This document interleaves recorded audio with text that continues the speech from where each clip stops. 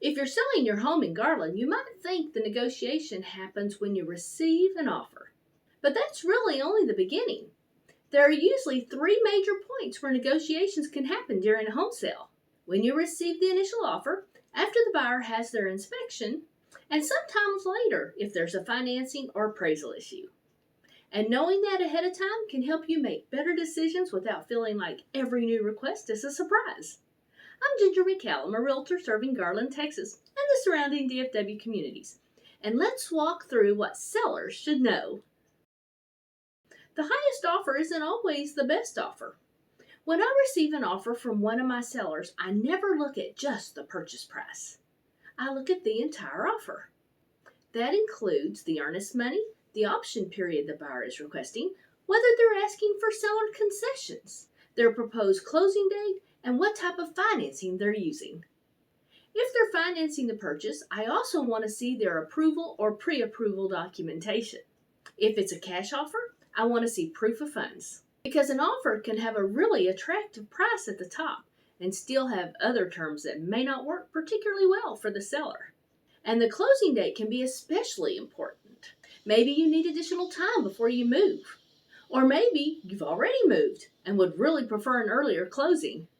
So, the question isn't simply who offered the most money. It's which offer has a combination of price and terms that works best for you. How I compare multiple offers. If we receive multiple offers, I like to put them side by side. Then I walk my seller through the pros and cons of each one. I'm not simply saying, this is the offer you should take. We look at the numbers. We look at the terms. We look at financing, concessions, option period, earnest money, closing dates, and anything else that could affect the seller. Then I give my opinion based on the information we have. But ultimately, I want my seller to understand why one offer may be stronger in certain areas and weaker in others, so they can make an informed decision.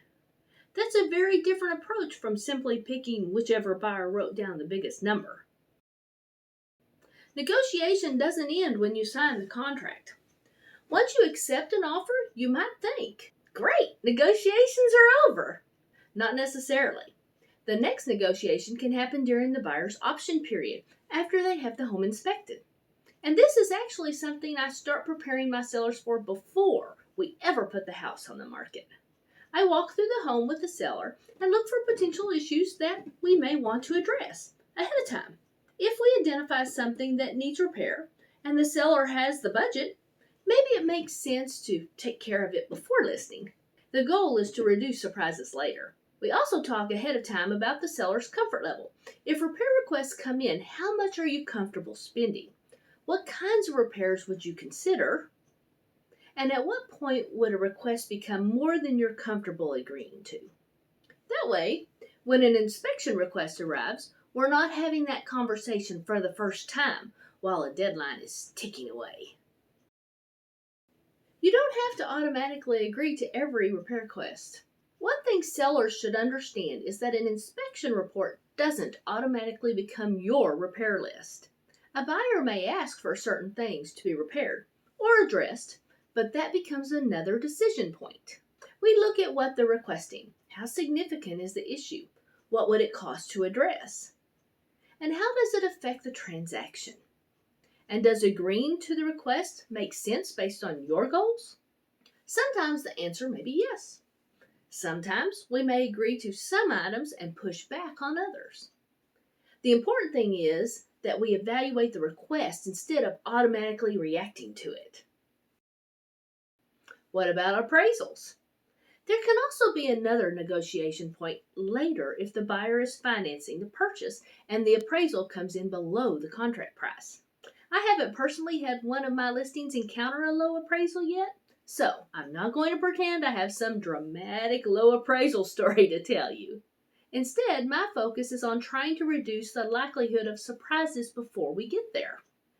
I use my Epic Pricing Strategy report to look carefully at recent sold properties and other relevant market information when we establish the pricing strategy for a home.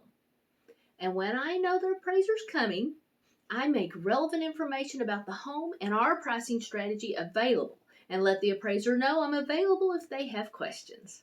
The appraiser still makes their own independent valuation, but I believe in giving them useful information rather than simply putting a lockbox on the door and hoping for the best.